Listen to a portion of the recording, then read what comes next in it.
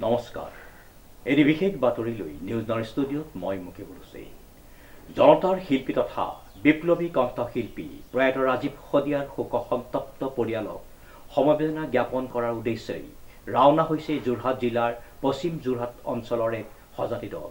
News নাওৰ এক বিশেষ প্ৰতিবেদন। সমগ্ৰ ৰাজ্যবাসী কন্দুৱাই ভোগালী বিহুৰ মাজতে চিৰবিদায় লোৱা বিপ্লৱী কণ্ঠশিল্পী ৰাজীৱ শদিয়াৰ মৃত্যুত ম্ৰিয়প্ৰাণ ৰাজ্যবাসী।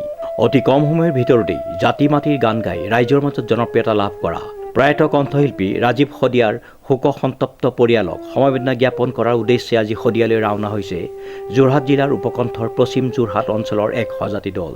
উল্লেখযোগ্য যে যোৰহাটৰ বিভিন্ন প্ৰান্তৰ লগতেই বিপ্লৱী কণ্ঠশিল্পী তথা জনতাৰ শিল্পী ৰাজীৱ শদিয়াৰ প্ৰতি শ্ৰদ্ধা জনাই পশ্চিম যোৰহাট অঞ্চলত দেওবাৰে অনুষ্ঠিত হয় ৰাজহুৱা শ্ৰদ্ধাঞ্জলি অনুষ্ঠান।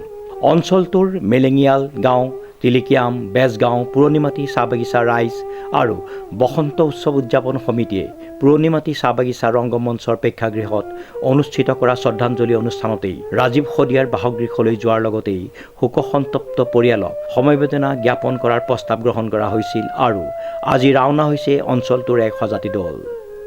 নমস্কাৰ, মই এই মুহূৰ্তত উপস্থিত হৈছোঁ পশ্চিম যোৰহাট অঞ্চলত আৰু এই পশ্চিম যোৰহাট অঞ্চলৰ পৰা শদিয়ালৈ বুলি ৰাওনা হ'বলৈ আগবাঢ়িছে অঞ্চলটোৰ এক সজাতি দল।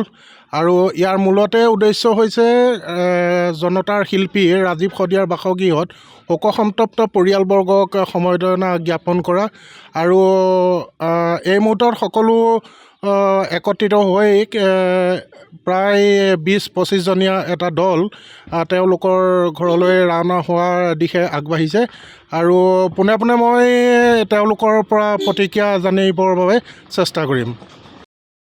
5খন গাড়ীত আমাৰ প্ৰায় 20জন মানুহ ইয়াৰ পৰা ওলাইছে আৰু লগতে আৰু কেইবাখনো গাড়ী বেলেগ বেলেগকৈ যাব।